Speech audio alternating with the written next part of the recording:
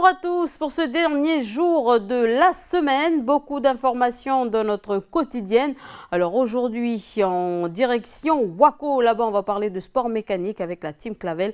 Donc détail avec Jamie Waimo dans notre rubrique C'est Sport. Ensuite, pour notre rubrique santé, on va parler du rein. Alors détail avec Anna Chiron dans notre rubrique santé. Et enfin, pour notre rubrique Demander le programme, on va encore parler de la solidarité Vanuatu avec des cancers, un cancer plutôt qui s'est produit à Koné. On en parle avec Chloé Yentao. Pour l'heure, je vous propose de retrouver notre invité du jour.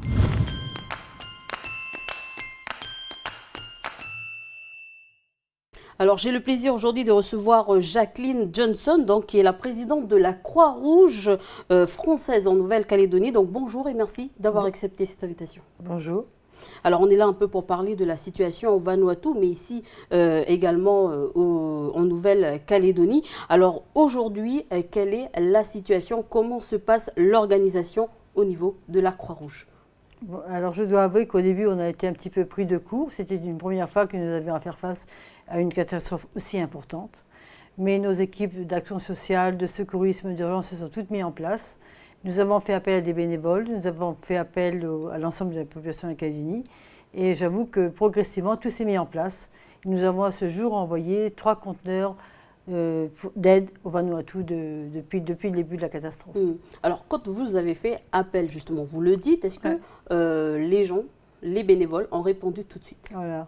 Immédiatement, c'était assez surprenant. J'étais absolument émerveillée par le retour que nous avons eu. Mais alors, c'est toutes ethnies confondues. C'est des gens de tous les milieux. J'ai une dame du Mont-d'Or à laquelle je pense, elle saura de qui je parle, une dame adorable de la tribu de Saint-Louis qui vient depuis le début, et d'autres, des gens de partout. Donc franchement, il y a une espèce de réponse par rapport au Vanuatu assez énorme. Bon, l'élan de générosité, donc, il était, on va dire, pour justement faire en sorte que les dons arrivent de partout, mais bon, ça demande quand même une organisation. Alors, comment ça s'est passé au niveau, justement, de la mise en mer de la Croix-Rouge? Donc, beaucoup de dons, comme ça, il faut s'organiser. Alors, c'est ça. Donc, le premier réflexe, c'est formidable, tout le monde est là et tout, mais après, devant tout ça, comment on fait? Il faut trier. Donc il a fallu organiser, il a fallu trier, etc. Et tout. Et c'est pour ça qu'au bout de quelques jours, on a dû dire aux gens, pas calmez-vous, mais échelonner les arrivées de dons, parce qu'il y avait beaucoup de dons. Nous avons un dock de 1000 m² qui nous semblait immense il y a un mois, qui nous semble absolument ridicule en taille aujourd'hui, mais parce que les gens ont tellement apporté. Donc les bénévoles sont venus, ont trié, ont tout fait. Mais c'est vrai que maintenant, au bout d'un moment, on se rend compte qu'il vaut mieux trier, par exemple, la nourriture, par exemple, les vêtements, etc. Et surtout tenir compte, ce que nous faisons depuis le début, des besoins des gens du Vanuatu. Alors, vous avez parlé de la Dame de Saint-Louis, mais combien de bénévoles étaient venus justement vous aider? Est-ce qu'il y a des bénévoles également de tout partout, de toute la Nouvelle-Calédonie? De partout, nous avons eu la mairie de Canala, la mairie de Wailou, Kouawa, la fois Boulou-Paris, ils sont venus avec des camions entiers, Mont-d'Or. Le maire de Wailou est venu nous apporter sa contribution avec son service, tous ses employés municipaux. Il y a eu un élan, mais c'est merveilleux. Non, je ne veux pas parler de politique, mais je peux dire que franchement, il y avait un élan total, pluriethnique. Alors, au début, que des vêtements, c'est ça? Des vêtements, mais de la nourriture aussi. Les gens ont emmené de la nourriture, ils ont emmené des bouquins pour l'école, ils ont emmené des nattes, des manous, des claquettes, enfin des choses dont on a besoin quoi, dans la vie de tous les jours quand on vit en Mélanésie. Quoi. Et là, vous avez arrêté justement la demande en vêtements parce que il y en a beaucoup. Voilà, c'est vrai qu'on a demandé aux gens, bon, on sait qu'il y a des collectes qui ont déjà été faites, hein, donc ils vont nous les amener, on va les garder, parce qu'il faut quand même se rappeler qu'en Nouvelle-Calédonie, il y a des gens aussi en difficulté. Donc s'il y avait un surplus, je dirais par exemple en vêtements, mais ce sera classifié. Nous travaillons depuis le début avec le Saint-Vincent-de-Paul et le Secours catholique. Donc, de toute façon, ce linge sera bien redistribué. Donc, il n'y a pas de souci de ce côté-là. Par contre, l'urgence pour le Vanuatu, c'est la nourriture et les dons financiers. Alors, niveau logistique, les produits ont été mis en carton. Comment ça s'est passé? Oui. Alors les bénévoles sont venus, on a fait venir des cartons de tout et on a stocké donc, dans le grand dock de Montravel. Mais on a des gens qui sont venus qu'on n'avait jamais vus auparavant, ce qu'on appelle des bénévoles d'un jour à la Croix-Rouge. Et il y a eu un élan de solidarité, encore une fois, je vous l'ai dit tout à l'heure, mais absolument merveilleux. Et moi, personnellement, je trouve ça formidable. Que la Calédonie, on sent que le Vanuatu, c'est l'île sœur. Et on a envie de s'occuper des frères et des sœurs qui sont dans le danger, en difficulté là-bas. Voilà. Alors, on va parler de la logistique avec le Vanuatu. Comment ça s'est passé justement, les relations entre vous, comment s'est passé justement l'acheminement des dons. Mais avant, un communiqué donc, a été pendu par la sécurité civile, à savoir toutes les initiatives personnelles.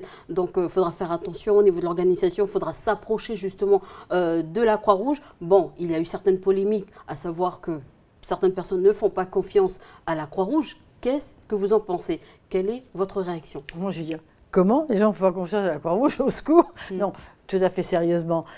Pourquoi la sécurité civile nous a demandé de nous occuper de ça? C'est parce que nous travaillons avec le gouvernement de Vanuatu, que c'est un pays souverain, comme je vous dis au début tout à l'heure, qu'on ne fait pas n'importe quoi, qu'on ne débarque pas comme ça au Vanuatu. Donc ils ont souhaité, le gouvernement a souhaité qu'il y ait un organisme qui regroupe tout. Donc ils ont pensé que la Croix-Rouge, installée ici et installée à Vanuatu, pouvait le faire. C'est juste comme ça. On ne veut pas interférer dans ce que font les gens, qui est merveilleux, les dons du cœur, c'est formidable. Mais c'est parce qu'après, on ne peut pas envoyer juste comme ça, on ne peut pas mettre sur l'avion d'Air Calin, sur Villa. Non, ce n'est pas si facile que ça. Donc ils nous ont demandé de faciliter les choses. Voilà. Et puis après, pour la suite des choses à la Croix-Rouge au Vanuatu, moi je peux vous dire, parce que mes correspondants que j'ai été voir à Villa lundi matin sont des gens très très sérieux. La Croix-Rouge au Vanuatu, ce ne sont pas des gens en qui on ne peut pas avoir confiance. Et je peux vous dire que quoi qu'il sera transféré sur la Croix-Rouge au Vanuatu sera suivi et les Canadiens sauront exactement où a été leur argent pour ceux qui auront fait des dons d'argent. Alors justement, comment ça se passe sur place? Comment sont contrôlées justement la distribution de ces dons? Alors, les dons qu'on a envoyés en nature, alors c'est fait par rapport au Vanuatu National Disaster Organization, NDMO. Ce sont eux, ils ont donné à chacun des zones spécifiques. Par exemple, à Port Vila, enfin sur l'île des Fateh, où se trouve Port Vila, nous avons le nord-est de Port Vila, c'est vers où il y a Eton, pour ceux qui connaissent, si on descend le long de la côte, le nord-est. À Tanna, c'est pareil. Si vous voulez, il y a tellement d'organisations qui sont rendues au Vanuatu, et ça c'est formidable, merveilleux, il y a le monde entier. Quand je vous dis, quand j'y étais, il y avait la Finlande, l'Australie, la Nouvelle-Zélande, les États-Unis, on était tous là pour aider le Vanuatu à sortir de cette catastrophe. Donc ils nous ont fait des terrains. Alors c'est pour ça que les gens n'ont pas compris, mais ça c'est compréhensible aussi. Comment ça se fait que ça prend tant de temps? Parce qu'il y a un espace assez grand et qu'on veut que tout le monde reçoive bien toutes les aides. Donc c'est pour ça que ça a pris un petit peu de temps. Donc nous on a le nord de Tanna, on a le nord des Fateh, ça c'est la Croix-Rouge française au Vanuatu. Après, chaque Croix-Rouge aura son...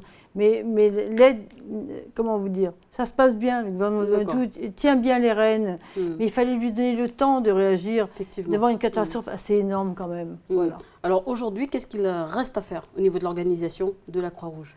Eh bien, je crois que le plus important maintenant, c'est de continuer, nous, d'envoyer de la nourriture, parce qu'avec toutes les cultures vivrières qui auront été détruites, ça va prendre un petit peu de temps. Mais quand nous sommes au Vanuatu, nous ne sommes pas en Calédonie. Ce qui pousse en une année en Calédonie, ça pousse en 3 mois à Vanuatu.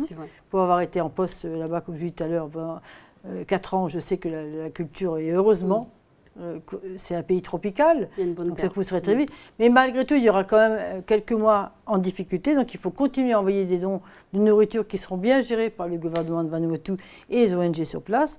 Et puis après, il y aura la reconstruction. Et c'est là que les dons d'argent, les dons financiers que nous font tous les Calédoniens... Alors un bilan financier peut-être Actuellement, les Calédoniens sont merveilleux. Encore une fois... ils donnent sans arrêt 2 gros dons ces dernières heures, c'est-à-dire Valinco 4 millions, la Commission du Pacifique Sud 1,2 million, le personnel de la Commission du Pacifique Sud. Et cet argent, j'ai vu avec le Vanuatu quand j'y étais lundi matin, je souhaite qu'on trouve on sache exactement où on va l'utiliser. Donc c'est pour la reconstruction souvent des écoles et des collèges. Et au bout de 3 ou 4 mois à venir, on ira ensemble vérifier sur place comment l'argent a été utilisé. Donc ça va être très transparent. D'accord. Alors pour terminer cet entretien, un message à passer aux Calédoniens qui nous regardent aujourd'hui et aux Nivanuatais qui habitent en Nouvelle-Calédonie et qui y travaillent. Aux Calédoniens, c'est un merci énorme. La réponse était absolument fantastique. Je suis Canadien, je savais que les Canadiens savaient répondre. Donc c'est formidable. Et puis les gens du Vanuatu, on est là. On est là pour les soutenir. Et comme a dit le le consul de Vanuatu ce matin, après tous les dons qui arrivaient de partout, Tankutumas. Voilà, donc Jacqueline Johnson, merci d'avoir accepté cette invitation. Merci. Allez, on passe tout de suite à l'agenda du pays.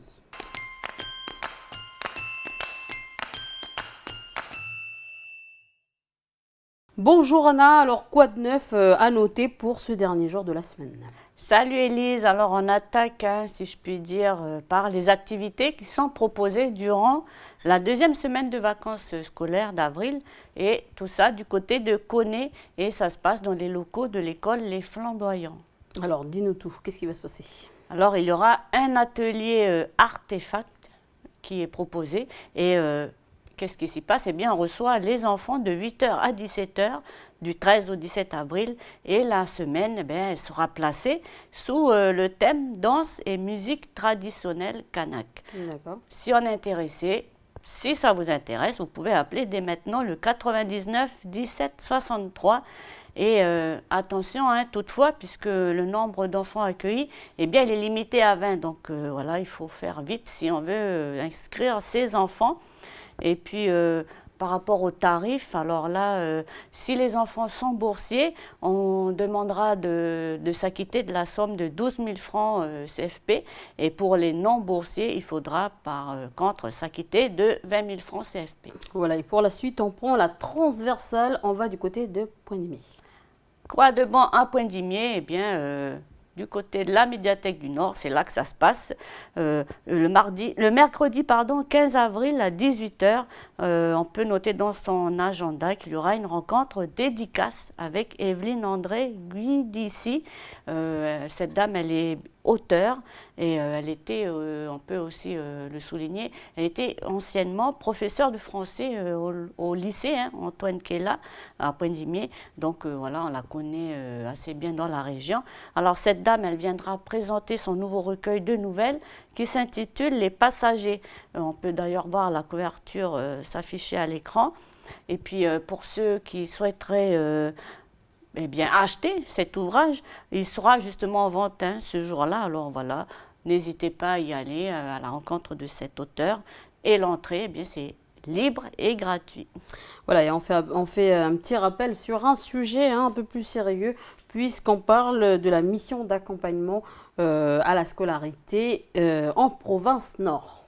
Donc, dispositif qu'on appelle plus communément la MASCOP et qui propose d'ailleurs d'apprendre ou de réapprendre à lire et tout ça gratuitement et avec l'aide de professionnels de l'apprentissage de la lecture et tout ça au sein de la MASCOP et c'est c'est situé à côté de la médiathèque de Pointe-Dimier au premier étage du bâtiment A. Voilà, pour ceux qui veulent apprendre ou réapprendre à lire, c'est possible. Vous pouvez vous renseigner et appeler le numéro suivant, le 47 10 17. Voilà un peu pour ce qui est de la lecture, de l'apprentissage en tout cas de la lecture. Et ensuite, on va direction Puebo. De Pointe-Dimier, direction un peu plus haut, on remonte un peu plus haut dans le nord, on va à Puevo. Et là, on va parler de l'association Duban KB. D'ailleurs, j'avais fait un petit reportage il y a peut-être 2 ans de ça sur l'association. Et ils organisent chaque année, en partenariat avec la province Nord, un festival qui s'appelle le DECA Festival. Et cette année, c'est la 7e édition de ce fameux DECA Festival. Et ça se passe du 9 au 10, les 9, 10 et 11 avril sur le site de Wayara, près du stade municipal. Pour parler un peu de ce qui s'y fait dans cette manifestation, ça va commencer le mercredi 8. Là, on va commencer par une visite historique du site de Puevo et puis ensuite, il y aura un repas qui sera pris en commun. Ça sera suivi d'un pilou d'ouverture. Et pour les 3 jours qui suivent, alors là, il y aura différents ateliers qui seront proposés. Il y aura des ateliers de jeux et jouets traditionnels. Il y aura aussi de la teinture naturelle. Il y aura des instruments traditionnels. Et tout ça proposé au public de 9h à 16h. Et chaque soir, il y aura un concert qui sera proposé à partir de 17h. Voilà, et aurais-tu des contacts à partager à nos chers téléspectateurs? Alors, si vous voulez vous rendre du côté de Puebo, mais que vous n'avez pas forcément des connaissances, vous n'avez pas d'endroit où vous logez, ou vous n'avez pas de moyens voilà, pour vous y rendre, eh bien, vous pouvez contacter le 47 70 42 et puis voilà, vous aurez des infos par rapport à ça. Et puis, une autre info qui a son importance, c'est que ce festival, ce n'est pas un festival marchand, donc il n'y aura pas de vente. Il n'y a pas de stand de restauration, par exemple. Donc, il faut prévoir. Chacun emmène sa casse-croûte. Pensez à emmener votre casse-croûte ou voilà, la glacière, la gamelle, si vous voulez aller faire un tour du côté de Pueblo à ce fameux DECA Festival.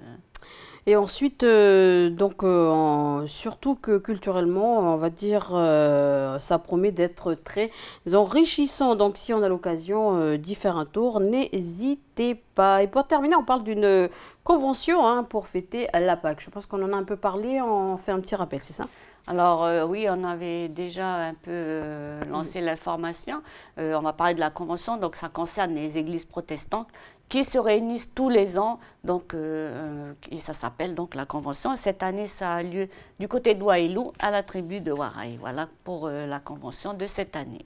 Merci Anna, et puis on te retrouve tout à l'heure pour la rubrique Qu'on s'occupe de vous. Quant à nous, je vous propose de retrouver Jamie pour notre rubrique C'est Sport.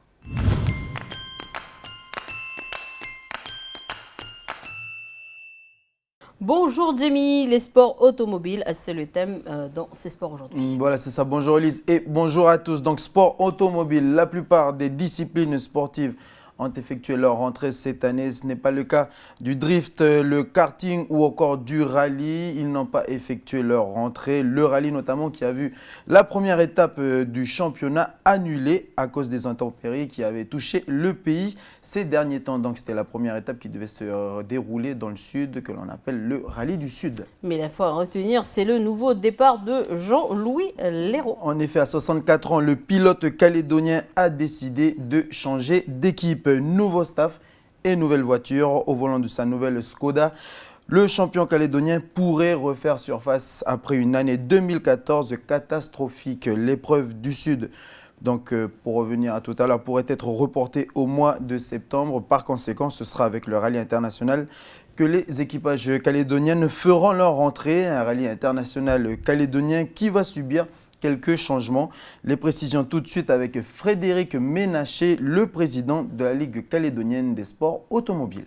Alors, rallye international de Nouvelle-Calédonie, donc qui fait partie du championnat Asie-Pacifique de la FIA,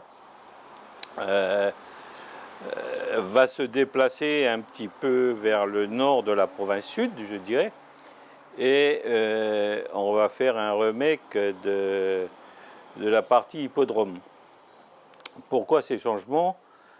Parce que nous avons subi depuis quelques années, au moins 4 ans, du mauvais temps, ce qui nous a fait supprimer les parcours. Donc on avait sorti du sud où on avait eu des routes coupées aussi, on était parti sur la côte ouest. Le site que nous avions, et notamment sur Païta avec les spéciales très près, avait été très prisé donc, des autorités internationales. Et puis l'année dernière, rebelote, nous avons repris la pluie, et puis là sur les propriétés de privés, il n'y a pas de cadeau, c'est la terre noire. Donc on a été très critiqué sur ce sujet l'année dernière en réunion. Et donc, on essaye cette année donc, de déplacer le rallye sur Poya et Bouraï, sur des routes municipales en partie. Il y a un peu de routes privées, donc toujours le risque, mais le risque est minimisé.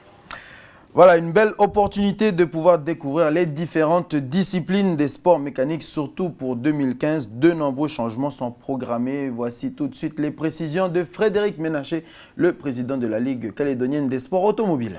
Une reprise, en principe, du karting par un trophée de Nouvelle-Calédonie. Et puis, l'école de karting qui va démarrer cette année. Le bâtiment est pratiquement terminé, il reste l'aménagement à faire et puis des petites retouches. Donc ça devrait partir cette année.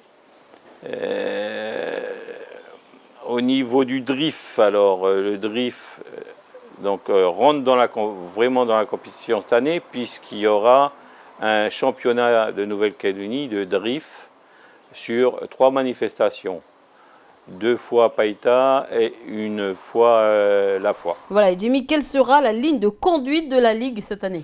Alors, miser sur les jeunes pour assurer l'avenir. Apparemment, c'est devenu une mode. Le monde sportif calédonien s'essouffle, arrive à une période de renouvellement où il faut à tout prix former la jeunesse, la relève, pour que la discipline continue sa progression. En sport automobile, c'est devenu un véritable challenge, une priorité pour 2015. Cette année, plusieurs opérations à destination des jeunes sont prévues. La première, c'est l'ouverture d'une école de karting sur Dimbéa, leur inculquer les bases de la conduite dès le plus jeune âge. C'est véritablement l'objectif de cette école qui n'a pas encore ouvert ses portes, qui compte retrouver ces jeunes-là, donc les jeunes qui sont formés dans cette école, sur les pistes des rallyes calédoniens. Alors Jimmy, la sécurité routière, c'est une autre ligne de conduite de la Ligue cette année. En effet, Elise, tu as raison, mettre en place une école de conduite, apprendre aux jeunes à conduire, un apprentissage qui sera sous forme d'intervention à l'école. Bien entendu, l'idée n'est pas de faire un cours de code, mais juste de mettre en place, de faire de la sensibilisation sur comment freiner ou comment prendre un virage, un peu comme ce qui se passait à l'époque quand on était à l'école primaire, lorsque l'on suivait des cours de prévention routière. Voilà, c'est un peu dans le même contexte, Elise. Alors un travail de sensibilisation et de découverte donc pour cette année également. En effet, Elise, donc des journées récréatives sont même proposées au public calédonien. C'est ce qui s'est passé d'ailleurs dans le Nord. Sur la belle piste de Wendia, Claude Clavel a organisé une journée récréative. Objectif, découvrir tous les sports mécaniques sans exception. Voici le récit en images signé Océane Zobler et Mick Atoua. Never made it as a wise man. I couldn't cut it as a poor man stealing. Tired of living like a blind man. I'm sick aside without a sense of feeling. And this is how you remind me. This is how you remind me of what I really am. This is how you remind me of... Je suis président du team Clavel Motorsport. On a fait ici ce circuit-là sur ma propriété privée. J'ai 6 personnes qui me donnent la main. Avec mes frères, on a décidé de faire un circuit. Et voilà, aujourd'hui, le circuit il existe. Il faut savoir que c'est un circuit qui est difficile à faire parce que je le fais tout seul. Il n'y a personne qui m'aide.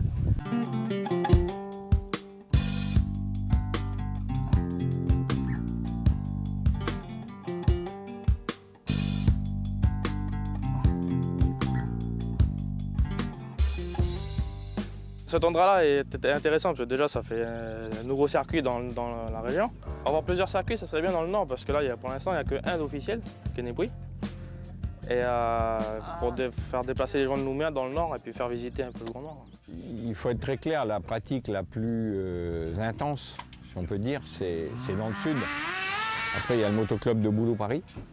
Et puis dans le Nord, il y a Népouy que l'on maintient toujours en survie, qui K1K fait ses 20-25 licenciés par an.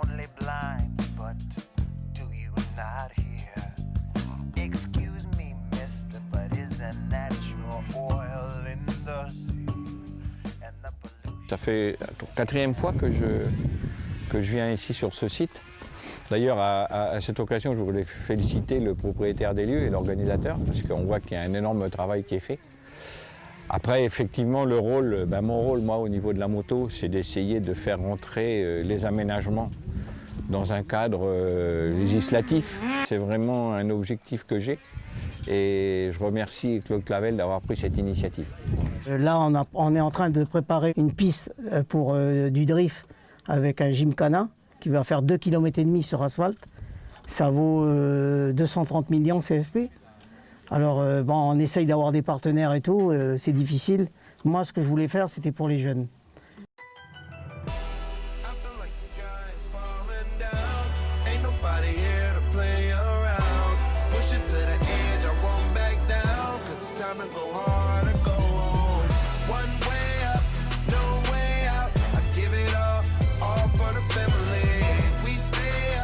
No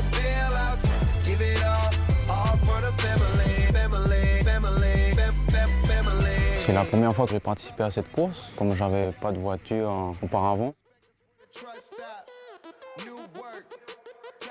C'est intéressant parce qu'on peut se défouler sur un circuit. Pas comme dans un village où après on a des emmerdes. On ne prend pas de risque à shooter quelqu'un, faire des accidents. Je fais du motocross depuis 12 ans, 3e champion territorial dans les années 2006, en 125.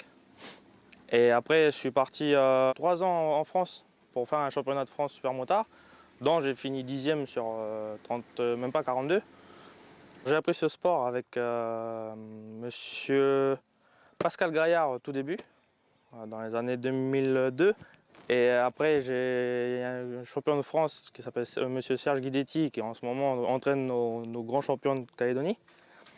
Et c'est avec lui que j'ai appris à rouler en 450 et en 2,5. Ce qui me plaît dans le sport, c'est qu'on on se vide la tête, on oublie le travail, on oublie tout ce qu'on a à faire, les soucis, tout ça. La première fois que je viens, on verra ce que ça va donner aujourd'hui.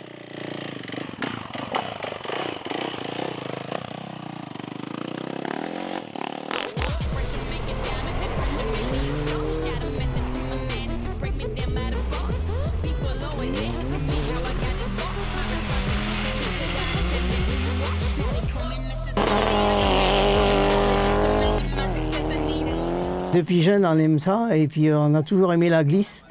Comme ceux qui aiment le golf, l'autre il aime la pêche, l'autre il aime la chasse. Ben, nous, c'est la voiture, voilà.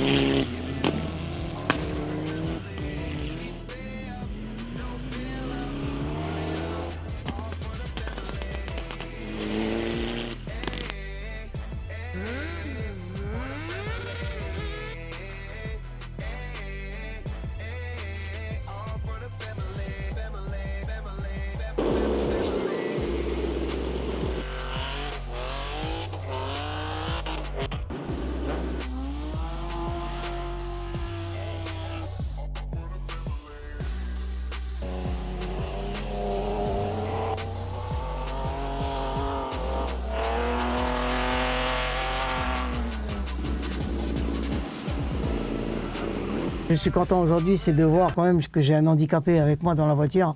Et ça, c'était mon vœu, de faire monter un jour un handicapé dans ma voiture. J'ai eu un accident en 2006. Et la première chose que je voulais démontrer, c'était sensibiliser les jeunes du pays pour les accidents, dont j'ai été victime aussi. Oui, aujourd'hui, je suis fin content, on va dire ça comme ça, je suis fin content d'être là, parce que bon, j'ai retrouvé des sensations que j'avais perdues depuis mon accident.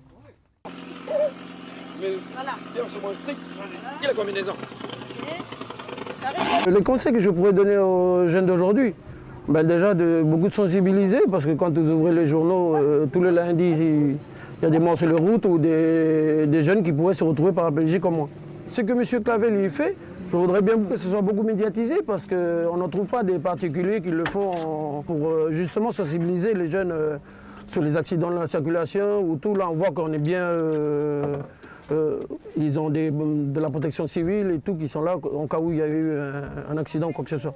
Je voulais dire aussi un grand merci aussi à toute mon équipe qui sont là, la protection civile, parce que chaque événement qu'on fait, depuis 2 ans, depuis 2013, 2014, ils sont toujours là.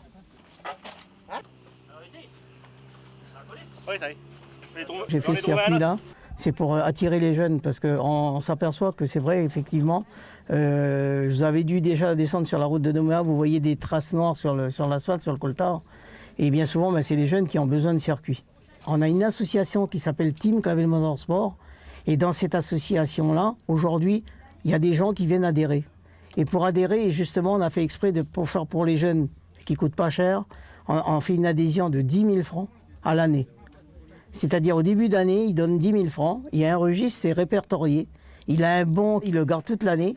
Et à chaque manifestation qui vient, c'est gratuit. Je suis venu aujourd'hui pour la manif qu'on fait, la petite journée récréative. Et tu m'avais appelé en me demandant, parce que tu voulais que ton fils et il fasse un peu de glissade sur le circuit.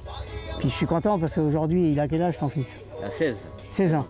Alors j'ai fait justement ce circuit-là pour les jeunes, hein, parce que bon, on apprend partout qu'avec les accidents qu'il y a, et puis les jeunes, ils ont besoin de se défouler, c'est comme nous, hein. On a été jeunes comme eux, on en a profité et tout, et puis bon, ben, on n'avait pas assez chance d'avoir aujourd'hui des circuits comme ça. Aujourd'hui, il est là. Et alors, c'est quoi, tu es venu aujourd'hui pour faire quoi? Un quad de 150 main, bench. Un quad? Un quad 150? 350. Ah d'accord. Et quel est ton but plus tard? Tu as l'intention de faire de la compétition? Oui, pour avoir du drift. C'est bien. Et tu en parles à tes copains aussi à l'école et tout? Voilà. Alors tu sais que quand tu viens comme ça, c'est bien, je suis content que ton père est là aujourd'hui, c'est parce qu'en fin de compte, si un jour tu viens, tu ne pourras jamais venir, tant que tu n'es pas majeur, tu ne pourras pas venir tout seul. Tu seras toujours accompagné de ton père. C'est un peu comme tu as entendu parler qu'il y a le permis de conduire, tu as le permis de conduire accompagné. Ben voilà, dans des journées comme ça que tu viens, ton père sera toujours là. Voilà. Alors ce qu'on souhaite aujourd'hui, c'est d'avoir 20-30 000 personnes, parce que si on a 20 ou 30 000 qui viennent chez nous, on aura un budget de 200 à 300 millions. Et là, on pourra faire encore 10 fois plus de circuits. Le vœu du team aujourd'hui, c'est d'arriver à un maximum de gens qui viennent adhérer avec nous. Et au fur et à mesure, ben, on va améliorer, on va s'agrandir.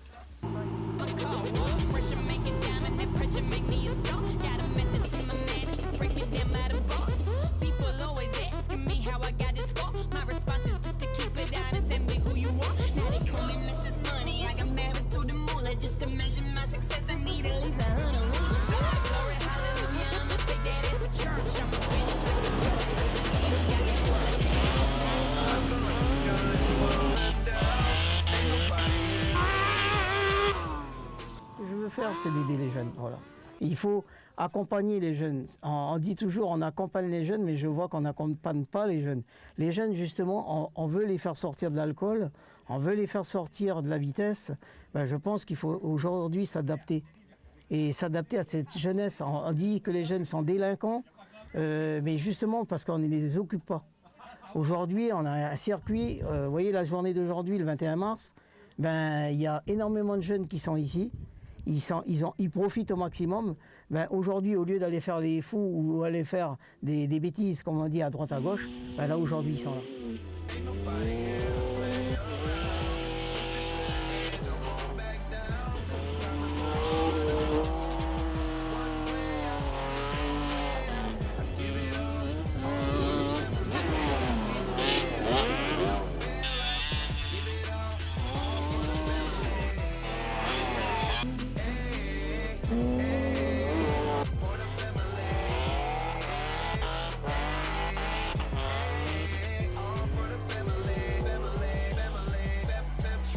Voilà, donc ça fait un programme chargé hein, pour 2015, de bon augure pour la discipline. C'est clair, de bon augure, même si certains membres actifs de la discipline réclament plus de considération par les institutions, notamment dans la construction de nouvelles pistes, sachant que Frédéric Ménaché programme d'ouvrir une piste de karting et de drift en province nord. Affaire à suivre. Voilà, donc merci donc Jamie, et puis on te retrouve la semaine prochaine. Voilà, merci Élise et merci à tous de m'avoir suivi. Je vous souhaite un excellent week-end. Allez, on passe tout de suite à notre rubrique On s'occupe de vous.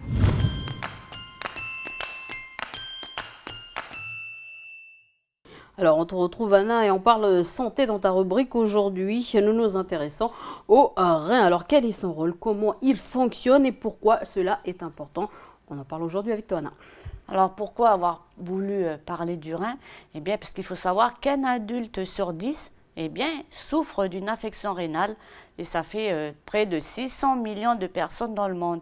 Et d'après l'OMS, hein, l'Organisation mondiale de la santé, eh bien, on prévoit une augmentation de la maladie rénale chronique de 17% dans les 10 ans à venir. Et en Calédonie, c'est quoi la situation?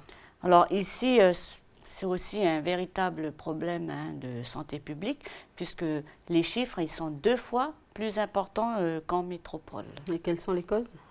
Eh bien, il y a 2 causes principales. Hein. Les 2 plus importantes, eh bien, c'est l'hypertension et puis aussi le diabète de type 2.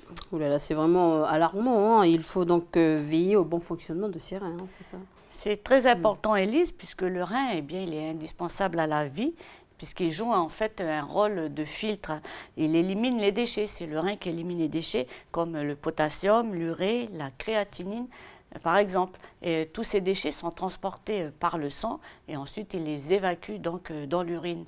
Et puis le rein, il maintient aussi, il maintient constante la quantité d'eau et de sels minéraux de l'organisme en ajustant leur élimination. Voilà un peu le rôle du rein. Et puis il produit aussi des hormones et des vitamines qui sont indispensables à certaines fonctions, comme notamment la fabrication de globules rouges par la moelle osseuse. Ensuite, il y a aussi la régulation de la pression artérielle et puis le maintien de la qualité des os. Donc, évidemment, quand il y a certaines maladies qui évoluent et qui détruisent les reins, ils ne peuvent plus assurer leur fonction d'épuration. Et alors, qu'est-ce qui se passe à ce moment-là? L'organisme, petit à petit, il est empoisonné par tous ces déchets qui ne sont plus éliminés. Alors, que peut-on faire justement pour y remédier? Il y a des solutions, qu'on a trouvé des solutions heureusement pour y remédier. Quand on a les reins malades, qu'est-ce qui se passe? On peut faire de la dialyse et puis on peut aussi avoir recours à la greffe de rein. Voilà. Ce sont en fait deux traitements complémentaires. Et puis il y a des patients qui ont la chance de pouvoir être greffés directement sans avoir à subir la dialyse. Et puis il y en a d'autres qui ont moins de chance et qui sont greffés des fois après des mois, même des années de dialyse. Mais bon, moi je ne suis pas une spécialiste, je préfère laisser la parole donc à un professionnel qui va nous expliquer comment fonctionne un rein. Alors on va regarder ce reportage.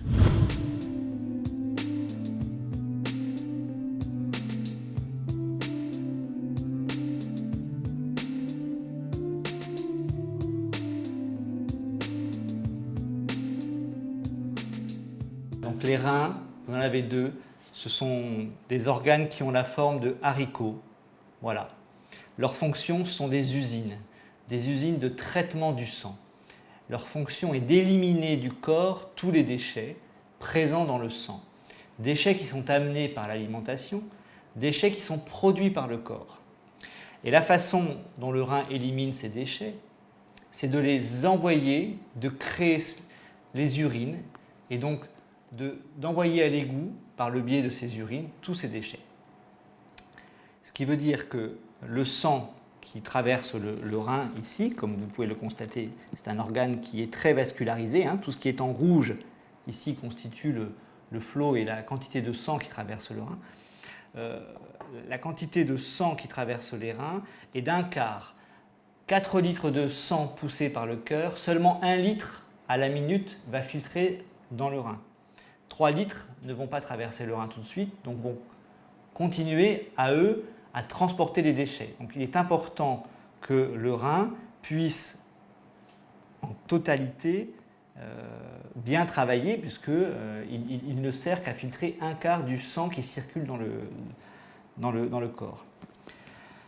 Le rein a donc une fonction d'élimination et pour bien travailler, il a aussi une fonction de création et de synthèse. Il crée des produits pour permettre le bon équilibre dans le sang de produits tels que le sel, les globules rouges, la vitamine D qui sert à fixer le calcium sur les os. Donc c'est une usine de traitement, de tri et en même temps une usine de fabrication. Et tout cela dans le silence. Les reins travaillent silencieusement 24 heures sur 24. Ce sont des organes timides, humbles, qui ne provoquent quasiment pas de douleur. Et c'est pour ça que lorsqu'ils sont malades, les gens qui viennent nous consulter sont relativement surpris d'apprendre que leurs reins peuvent être malades parce qu'ils n'ont pas de symptômes de leur maladie, ou en tout cas très tard. La composition du sang qui arrive dans le rein est importante à la base. Et tout ce qui est présent dans le sang peut devenir un agent toxique pour le rein. D'accord ? C'est-à-dire que lorsque vous êtes malade et qu'une infection est dans le corps, l'infection peut retentir sur le travail du rein. Lorsque vous êtes déshydraté et que vous n'avez pas suffisamment bu ou que vous avez perdu beaucoup d'eau, le fait que dans le sang vous manquiez d'eau, ça peut aussi entraîner une complication au niveau du fonctionnement du rein. lorsque vous prenez des médicaments et que ces médicaments-là, ce n'est pas votre médecin qui vous les a prescrits, mais parce que vous aviez peut-être certaines douleurs et que vous vouliez faire comme la tantine, le voisin, et que vous avez autopris des médicaments, vous avez fait une autoprescription, ces médicaments-là, peut-être pour vous, étaient trop forts. Donc, le fait que ces médicaments se retrouvent dans le sang, traversent le rein, ces médicaments-là peuvent avoir un impact direct sur le travail des reins. Vous avez au final la qualité de votre alimentation. Si vous consommez des produits comme aujourd'hui on entend trop sucrés, trop salés, trop gras, ces aliments-là modifient la composition du sang et donc retentissent sur le fonctionnement du rein. Donc il est important aujourd'hui pour vos téléspectateurs de comprendre que l'alimentation est peut-être le premier traitement pour préserver, pour protéger ces reins. Bien manger permet d'avoir des reins qui travaillent correctement. Les maladies qui sont les plus fréquentes en cause dans l'atteinte du rein, c'est l'hypertension artérielle. Trop de pression dans les vaisseaux qui alimentent le rein nuisent à son travail. Le diabète, puisque c'est un encrassement des vaisseaux par une quantité excessive de sucre, finalement le tableau de caramélisation, l'épaississement du sang lié à la quantité de sucre présent va abîmer les artères et va abîmer le travail du rein. Vous avez aussi tout ce qui va toucher les tuyaux d'élimination des urines. D'accord ? Je vous ai expliqué tout à l'heure que le sang était filtré, le sang fabriquait les urines, et finalement les urines s'éliminent à travers des canaux, des conduits, comme de la plomberie. Si ces canaux-là sont bouchés, ou s'il y a un obstacle à l'élimination des urines, le travail du rein va être touché aussi. Le rein n'ayant plus la capacité à éliminer l'eau de l'organisme, les urines, eh bien, ces urines étant bloquées, voilà, c'est le phénomène de plomberie, de lavabo qui va déborder, voilà, de tuyauterie bouchée. Donc, c'est peut-être là la seule maladie qui peut être bruyante, qui peut faire mal tout de suite, c'est le calcul dans le rein, hein, la colique néphrétique, que les gens ressentent parce que brutalement les urines ne sortant plus, ils ont mal. Les statistiques malheureusement nous montrent qu'aujourd'hui la population calédonienne est beaucoup plus touchée par des maladies comme l'hypertension artérielle ou le diabète qu'en métropole effectivement. C'est pour ça qu'aujourd'hui on a besoin de communiquer, de faire de la prévention de ces maladies qui ne sont pas inéluctables, hein, qui sont vraiment qui apparaissent sur le territoire depuis une vingtaine d'années parce que les modes de vie changent, parce que les gens mangent différemment. Et bien aujourd'hui, ils ont développé cette sensibilité particulière. Donc aujourd'hui, notre travail, c'est effectivement de réexpliquer aux gens qu'ils doivent se réapproprier leur alimentation et pas uniquement aller se servir au magasin par facilité en achetant du tout fait, tout prêt, qui peut-être aujourd'hui ne leur correspond plus. Les gens achètent tout fait, font moins d'activités, la modernité a apporté beaucoup de facilité, on conduit beaucoup plus de voitures qu'avant, on marche moins et quelque part le corps n'est pas adapté pour ça, le corps n'est pas encore prêt pour cette modernité. Comment on peut faire le diagnostic? Comment on peut trouver une maladie rénale? Eh bien, c'est en étudiant la composition du sang, c'est en faisant une prise de sang. Un médecin traitant, vous allez voir une banque, vous faites un prêt, on vous fait obligatoirement une prise de sang, tac, on trouve un résultat anormal dans la prise de sang. Vous faites une bandelette urinaire, comme les reins fabriquent les urines, vous faites un examen, un test urinaire, une anomalie se présente dans les urines, c'est que le rein ne fait pas bien son travail. C'est comme ça qu'on peut faire le diagnostic d'une maladie rénale.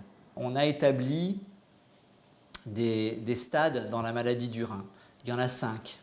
Le stade 1, c'est le stade d'une maladie qui est peut-être réversible, en tout cas pas grave. Le stade 5, c'est le stade où effectivement il y a besoin d'une greffe du rein, où il y a besoin d'un traitement par machine. Ce qui veut dire que les 4 autres stades sont des stades pendant lesquels on va être suivi à intervalles réguliers, avec des prises de sang régulières pour voir un petit peu comment au niveau du sang ça se passe.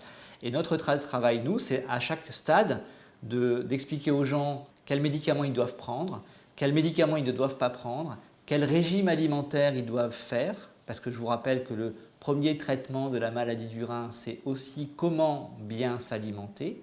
Donc notre travail, c'est de travailler beaucoup sur la qualité de l'alimentation, voire même avec des diététiciennes qui nous aident pour élaborer avec le patient un programme d'alimentation. Donc on a 5 stades de maladie et pour chaque stade, on définit un rythme de consultation. Ça peut être tous les 6 mois ou tous les ans, ça peut être tous les 3 mois. Et puis au fur et à mesure que la maladie progresse, eh bien, les gens ont besoin d'être vus à intervalles plus courts jusqu'à tous les mois. Les gens qui sont en maladie rénale très avancée, on les voit tous les mois. Il faut savoir que lorsqu'on a 2 organes, c'est une chance, c'est que on doit pouvoir vivre avec un seul organe. Vous avez 2 yeux, un tombe malade, il vous en reste un autre, vous voyez quand même très bien. Vous avez 2 reins, et bien si ces 2 reins sont en parfaite santé, si aucun des 2 ne montre d'anomalie de fonctionnement, vous pouvez à ce moment-là en donner un et vous-même continuer à vivre normalement. Une maladie rénale qui n'est pas soignée, c'est un empoisonnement du sang, donc effectivement, qui conduit à la mort certaine, dans des circonstances qui peuvent être très variées. Donc aujourd'hui, soit on meurt du rein parce qu'on ne sait pas qu'on est malade du rein, soit on meurt du rein parce qu'on ne veut pas se soigner, mais ça c'est un choix personnel. On est tous responsables de la façon dont on veut mourir. On n'est pas obligé d'aller voir un docteur si on n'en a pas envie. Donc on essaye, grâce au travail que vous faites, d'informer, de sensibiliser les gens, de faire des campagnes. Tous les ans, il y a la Journée mondiale du rein. On essaye d'évoquer cette thématique-là. On essaye aujourd'hui de se rapprocher des dispensaires. On fait des formations régulièrement. Voilà, il faut sensibiliser les médecins, il faut sensibiliser les patients. Et je crois qu'on continuera malheureusement à mourir du rein, d'un rein qui ne marche pas. Mais on essaiera de faire en sorte que ce soit le plus accidentel possible, voilà, le plus rare. Voilà, donc cela suscite à veiller, on va dire un peu plus sur son état de santé et à consulter son médecin traitant au moindre doute, car un traitement précoce a plus de chances justement d'aboutir. Donc ça, c'est un conseil qu'on répète assez souvent, mais c'est très important de toujours le répéter. Et puis nous, ici sur le territoire, on a beaucoup de chance parce qu'on a plusieurs centres de dialyse. C'est l'ATIR qui a ouvert ces centres. Donc on en a dans le nord, il y en a un sur Koumak qui a été ouvert, lui, en 1995. En 1996, c'est celui de Poindimier qui a suivi. Ensuite, dans le sud, il y a un centre à Thio, qui a été ouvert, lui, en 1999. Aux îles Loyauté, ils n'ont pas été oubliés, puisqu'il y a aussi des centres là-bas. À Lifou, il y en a un qui a été créé en 2001. Et en 2009, c'est à Ouvéa qu'ils ont pu avoir un centre de dialyse. Toujours sur le sud du territoire, il y a aussi un centre de dialyse qui est présent du côté de Robinson et un autre à Païta. Et à Nouméa, il y en a un à Caméré et puis un autre à Koutio. Et puis l'ATIR a aussi créé un centre de dialyse en dehors du territoire, puisqu'il en a un qui est présent aussi du côté de Wallis et Futuna. Voilà un peu pour tous les centres de dialyse un peu répartis sur le territoire. Voilà, donc il y a une adresse, un numéro de téléphone à nous transmettre en cas où justement nos chers téléspectateurs peuvent se renseigner. Alors, il y a le numéro de l'ATIR. Alors, l'ATIR, c'est l'Association Prévention et Traitement de l'Insuffisance Rénale. Alors, ils ont 2 numéros où on peut les joindre. Il y a le 25 72 81 ou le 25 72 82. Et puis, ils ont aussi un site internet. C'est le www.resir.nc. Et puis, comme on le disait tout à l'heure, n'hésitez pas à demander conseil à votre médecin traitant. Il pourra lui aussi vous conseiller, vous orienter. Voilà, donc je vous propose de retrouver notre chronique Demandez le programme.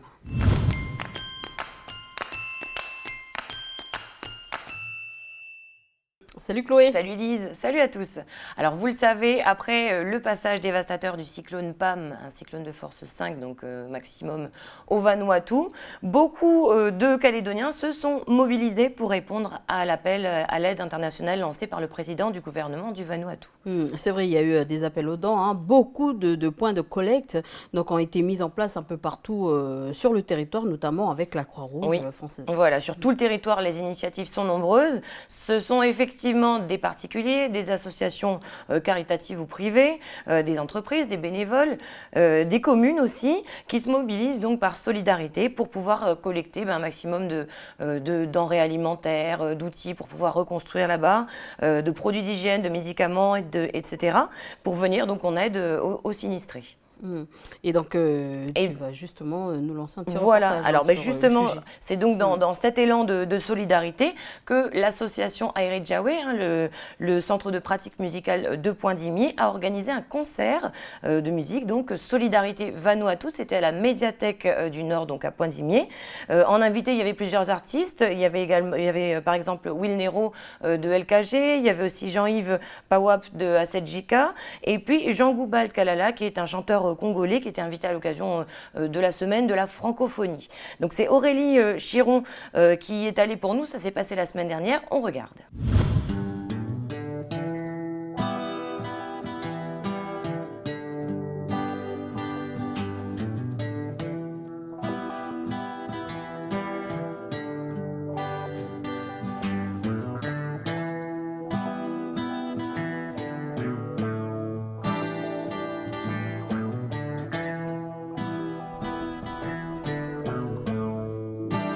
On habite tous dans la même région déjà, et puis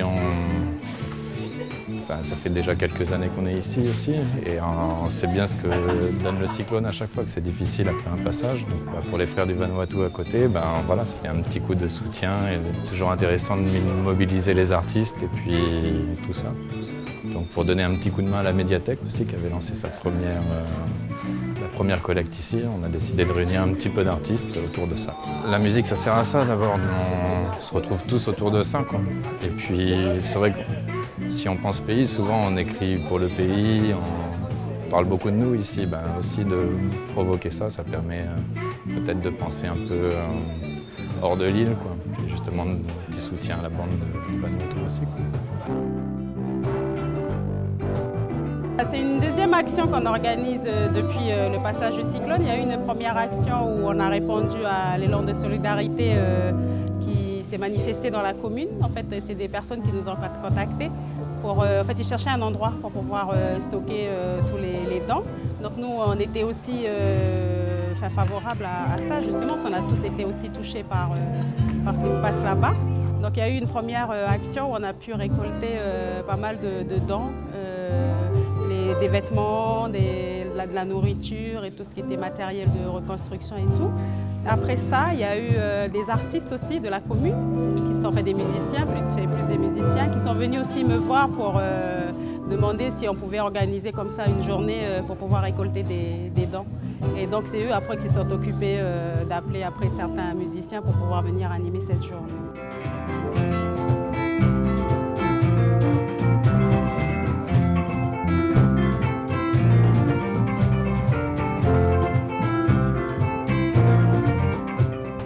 C'était venir en solidarité. Nous, ce qu'on peut apporter, nous, en tant que musiciens, c'est la part musicale. Donc, de par notre présence, montrer un peu notre solidarité, même si on est le Vanuatu est loin. Et nous, par rapport à la musique qu'on fait, passer un petit moment dans la musique en pensant bien sûr aux victimes des sans-abri, tous les enfants. Ici, la médiathèque, c'est aussi un lieu de passage, un lieu public. Les gens, et pour eux, la médiathèque, ça fait partie de leur quotidien, quoi. C'est un lieu de vie. Et du coup, pouvoir ouvrir nos espaces à ce genre d'événements, pour nous, c'est une façon aussi de participer à ces manifestations-là, à ces élans de solidarité. Cet après-midi, c'est tout en musique depuis midi. Donc là, ce matin, on a eu le chanteur de Asedjika. Là, cet après-midi, c'est Aire Jawe qui continue l'animation. Et après, voilà, c'est entre des groupes et de la musique diffusée. Sauf qu'il y a des groupes, la musique diffusée comme ça, voilà.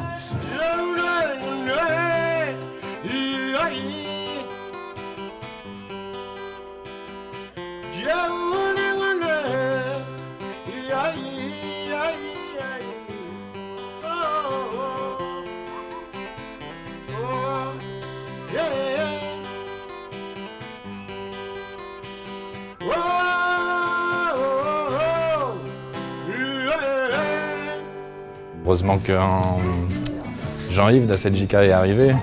Sur son succès, on profite, quoi, parce que tout de suite, les gens se réunissent autour de lui et il a déjà animé un peu ça. On remercie aussi l'école d'Ari Jaoué qui est venue donner la main. Je pense que la musique, ça rassemble. La musique, c'est fédérateur. Et c'est vrai que par ce biais-là, je sais qu'on peut toucher pas mal de monde, quoi. Déjà, les musiciens étaient contents de se retrouver. Et peut-être dans un mois, on va essayer de se réunir à nouveau, peut-être plus dans le thème, et puis en même temps de penser encore au Vanuatu dans un mois. Parce que c'est vrai que je pense que cet élan va vite s'essouffler. La musique, elle attire, hein. Enfin, comme je disais, voilà, elle est très fédérateur. Et puis là, c'est vrai qu'on a un petit public, mais quand même, les gens, ils sont là, ils écoutent. Après, ils peuvent écouter de là où ils sont, dans le parking de la médiathèque, dans la médiathèque, depuis on va dire depuis les magasins, depuis là où ils sont dans leur bureau et tout. Et voilà. Du coup, on appelle les gens quand même à donner, si ce n'est pas par notre billet, mais par le biais de tout ce qui est mis en place, la Croix-Rouge et les associations qui œuvrent pour le Vanuatu.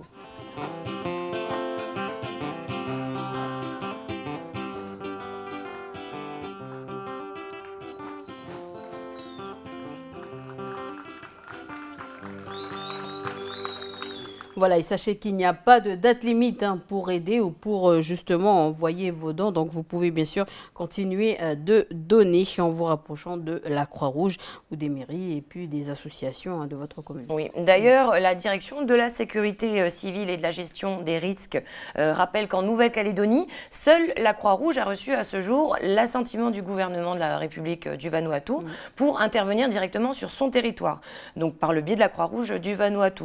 Donc, les dons en nature ou des dons financiers adressés donc par des associations ou des particuliers sont centralisés par la Croix-Rouge. Donc les associations et les particuliers qui souhaiteraient participer justement peuvent apporter leurs dons au siège social directement de la Croix-Rouge, donc ça se trouve à Montravel, ou bien aux antennes de Boulari au Mont-d'Or, de Païta et de Koné. Donc les dons financiers peuvent être effectués par chèque à l'ordre de la Croix-Rouge ou par virement, toujours à l'attention de la Croix-Rouge, avec la mention urgence Vanuatu. Alors, qu'est-ce qu'on peut donner en priorité Alors, pour les dons en nature, les vêtements, il y en a assez. Ça a été récolté en quantité suffisante. Maintenant, la population du Vanuatu a surtout besoin de linge de maison, comme des draps, des couvertures, des serviettes de toilette, etc. Des produits d'hygiène, du savon, du dentifrice, des brosses à dents. Également des denrées alimentaires non périssables, en particulier du riz, des pâtes, de la farine, du sucre. Ça peut être aussi des conserves, mais alors attention, si jamais vous donnez des conserves, pensez à bien vérifier les dates de péremption. Alors, est-ce que tu as des contacts téléphoniques pour les gens qui souhaiteraient justement se renseigner? Oui, alors le siège social de la Croix-Rouge française à Montravel, c'est le 27 21 76. Pour l'antenne de Boulari au Mont-d'Or, c'est le 43 99 53. L'antenne de Païta, le 46 00 99. Et pour l'antenne de Koné, c'est le 44 50 84. Voilà, et pour les entreprises qui souhaitent justement donner du matériel de reconstruction? Eh bien, c'est la CCI, la Chambre de commerce et d'industrie, qui a été mandatée donc, pour collecter et acheminer la marchandise par bateau.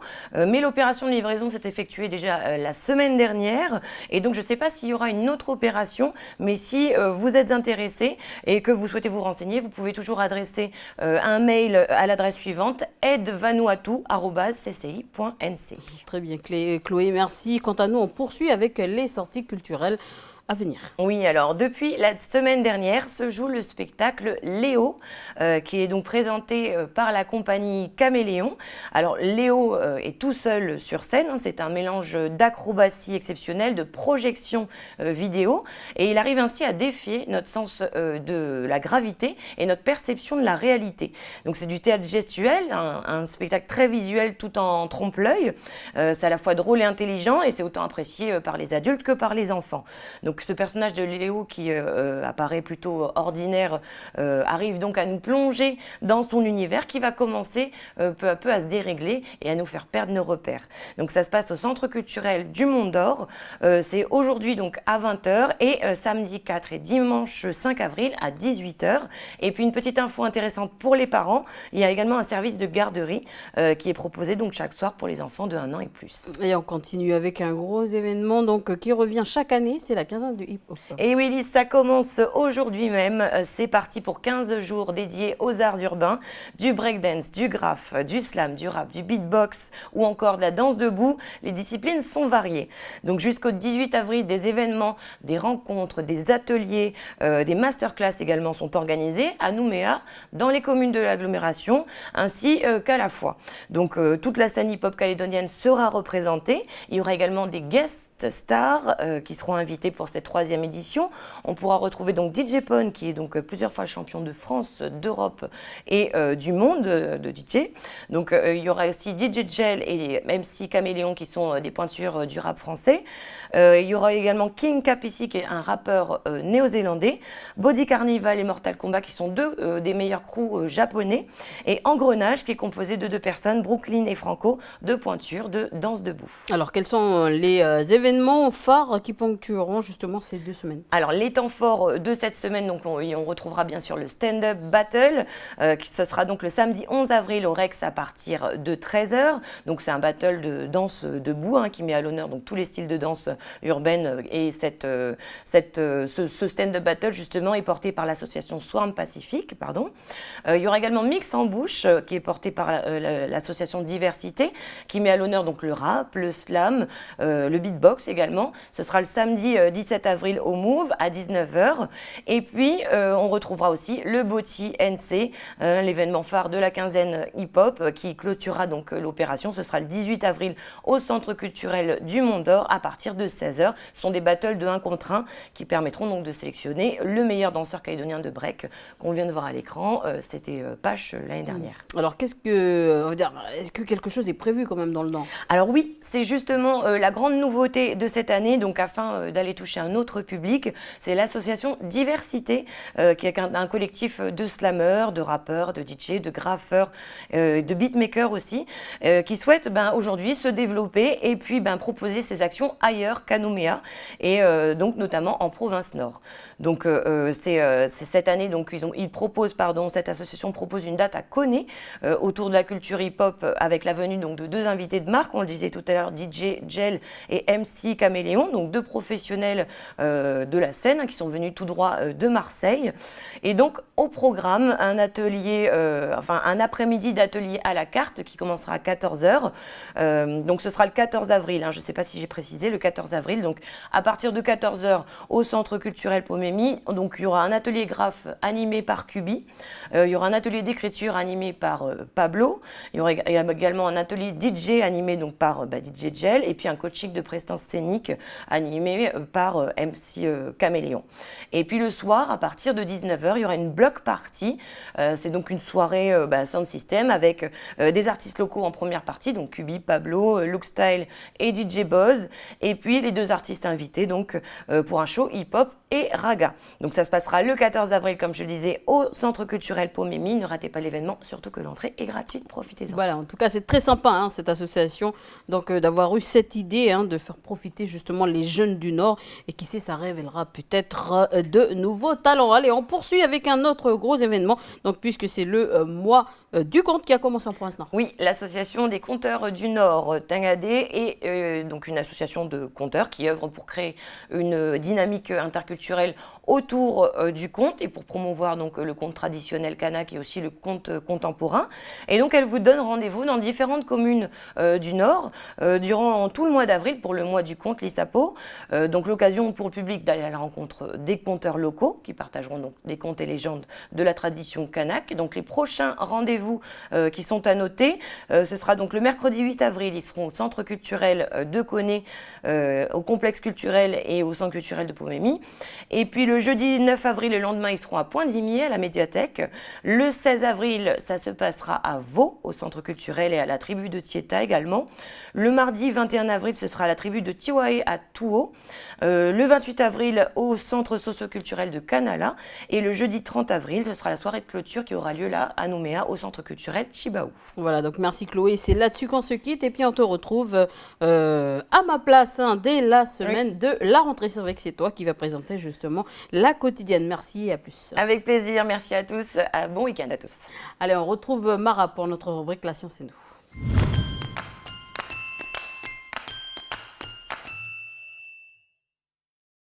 Salut Mara. Salut Élise, bonjour à tous.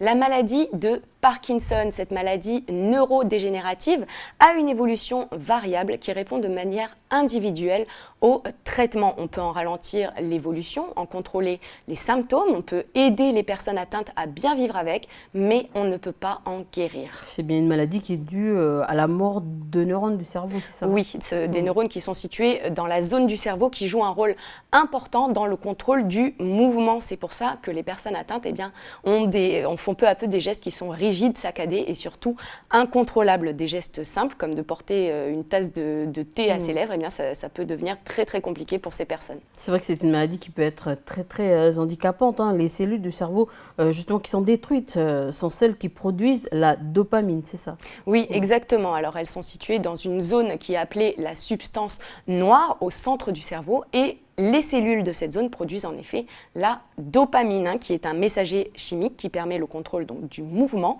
et qui est aussi connu pour agir dans la sensation de plaisir et de désir. Et donc la mort des cellules de la substance noire, ça va créer un manque de dopamine. Alors normalement, le contrôle du mouvement, ça va dépendre d'un équilibre qui est fragile, qui est délicat, entre justement cette dopamine et également l'acétylcholine, qui est un autre messager chimique. Et si l'équilibre vient à être rompu, eh bien des tremblements, de la rigidité et une perte de contrôle vont s'en suivre. Mais on sait pourquoi les cellules meurent? Eh bien non, à ce jour, dans la plupart des cas, eh bien, on ne sait pas ce qui cause la perte progressive de ces neurones. Alors les scientifiques sont quand même d'accord entre eux pour dire que c'est un ensemble de facteurs génétiques et environnementaux qui va intervenir sans pour autant pouvoir les définir très clairement. Alors parmi les facteurs environnementaux qui seraient mis en cause, on peut citer par exemple l'exposition précoce ou prolongée à des polluants chimiques, l'intoxication au monoxyde de carbone, mais c'est quelque chose qui reste encore relativement inconnu à ce jour. Et au niveau des traitements, qu'est-ce qui est proposé aux personnes justement atteintes de cette maladie? Alors aujourd'hui, comme je le disais tout à l'heure, il n'est pas possible de guérir totalement de cette maladie de Parkinson. Elle peut être prise en charge grâce à un traitement médicamenteux qui va améliorer la qualité de vie du patient en agissant directement sur les symptômes. Alors puisque la maladie provient d'une insuffisance de production de dopamine, les traitements vont agir principalement à ce niveau en fournissant donc aux patients soit les substituts de cette molécule, soit des éléments qui vont en empêcher la dégradation.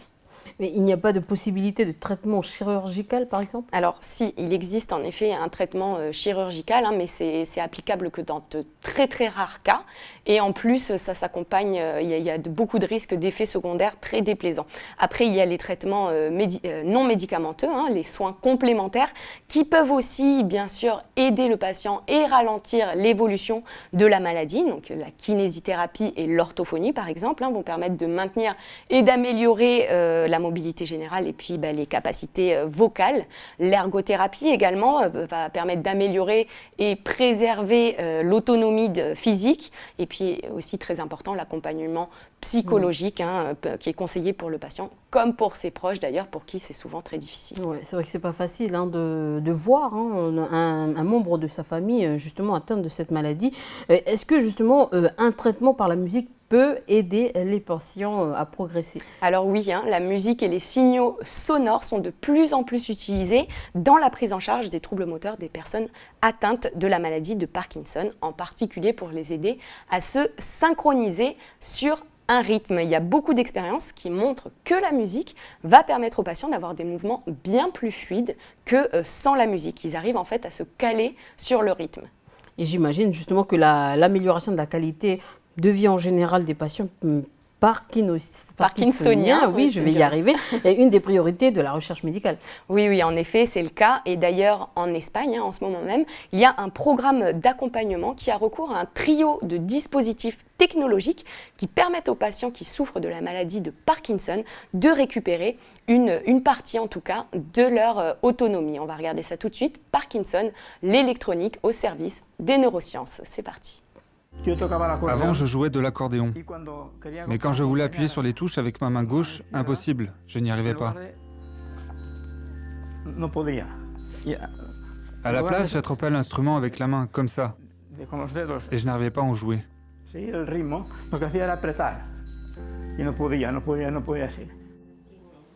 Comment améliorer la qualité de vie et l'autonomie des patients souffrant de la maladie de Parkinson? La réponse pourrait venir de ce capteur, de ce smartphone et de cette oreillette. Pere est atteint de la maladie de Parkinson depuis 16 ans et participe actuellement à un projet européen de recherche destiné à lui redonner une plus grande autonomie. Un capteur enregistre en continu la cadence de ses mouvements, permettant ainsi de détecter toute anomalie. Et si nécessaire, son oreillette lui envoie alors un stimulus acoustique pour l'aider à retrouver coordination et équilibre. Les informations sont transmises via son mobile à son médecin afin d'adapter en conséquence son traitement médicamenteux et son programme de rééducation. Ce dispositif nous permet de savoir combien d'heures par jour la mobilité du patient est on, c'est-à-dire opérationnelle, et off, c'est-à-dire réduite, et comment celui-ci se déplace pendant ces deux phases de la maladie. On sait également si le patient souffre ou non de blocage et combien de temps il dure. On peut aussi déterminer à quel rythme le patient marche.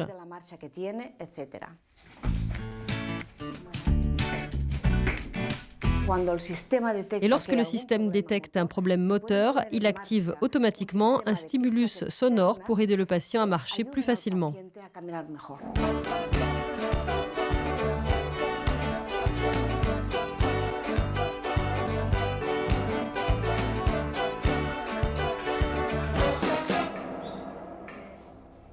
Où et comment a-t-on développé ce dispositif? C'est ici, dans ce laboratoire, que le capteur a été conçu et assemblé.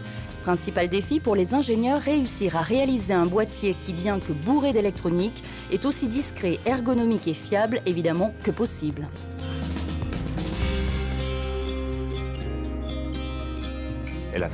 À l'intérieur du capteur, il y a un accéléromètre qui indique les accélérations du patient lors de la marche. Il y a également un magnétomètre qui fonctionne comme une boussole et qui enregistre des données sur les champs magnétiques. Et enfin, il y a un gyroscope chargé d'enregistrer la façon dont le patient se déplace le long des 3 axes dans un espace donné. Toutes ces données sont donc enregistrées et analysées à l'aide d'algorithmes mathématiques et à la fin du processus, nous sommes capables de répertorier chacun des mouvements du patient. Le dispositif actuellement à l'essai tient, semble-t-il, ses promesses. Au vu des premiers résultats, les patients qui l'ont testé auraient gagné en autonomie. Cela dit, ils n'auraient rien contre quelques petites améliorations.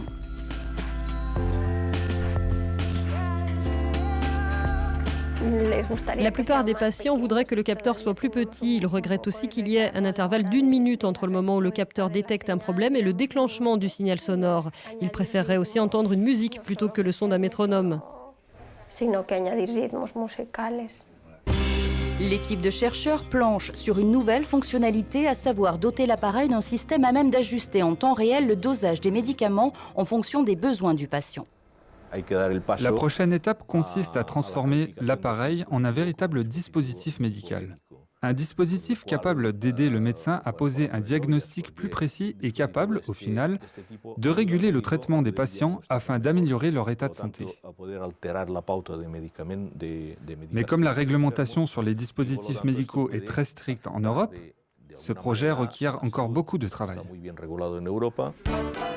6,3 millions de personnes seraient atteintes de la maladie de Parkinson à travers le monde, dont 1,2 million en Europe.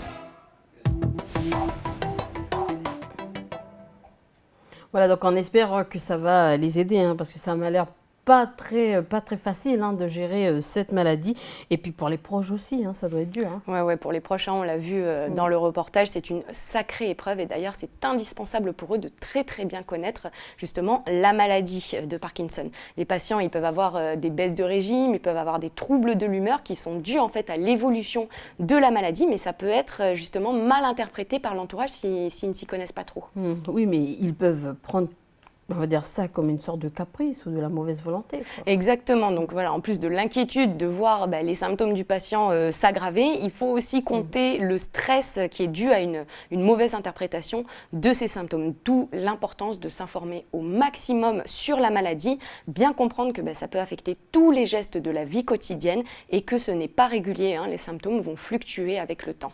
Alors qu'est-ce qui est recommandé alors si on a un proche atteint de cette maladie?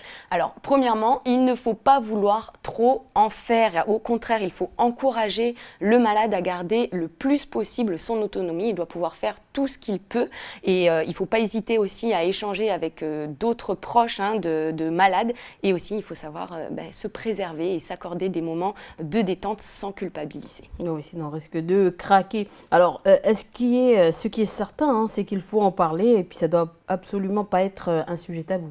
Exactement. D'ailleurs, on remarque de plus en plus que les personnes atteintes de maladies graves ne se cachent plus, entre guillemets. Une grande partie d'entre eux s'expriment de plus en plus à visage découvert. On en voit de plus en plus dans les livres, dans des expos photos ou même dans des émissions de télévision. C'est clair, il n'y a plus d'anonymat et puis voilà, les personnes s'assument et puis c'est qu'il faut faire. Il n'y a pas de honte à être malade et puis ça peut arriver à tout le monde. Bien sûr, bien sûr. Donc oui, absolument pas de honte à avoir. On en voit de plus en plus de ces sortes de coming out, entre guillemets, pour les personnes qui sont atteintes de maladies graves. C'est beaucoup dû à l'effet Internet, d'ailleurs. Les personnes se rapprochent via des forums de discussion. Ça leur permet de s'encourager, de se réconforter mutuellement. Et puis, la honte, ce sentiment de honte va se dissiper très, très rapidement quand on se rend compte qu'on n'est pas tout seul dans notre cas et que d'autres personnes vivent la même situation. Bien sûr, et c'est là qu'on ne peut pas nier les bienfaits de l'Internet. Merci Mara et puis on te retrouve la semaine prochaine. Merci à toi Elise, bon week-end à tous.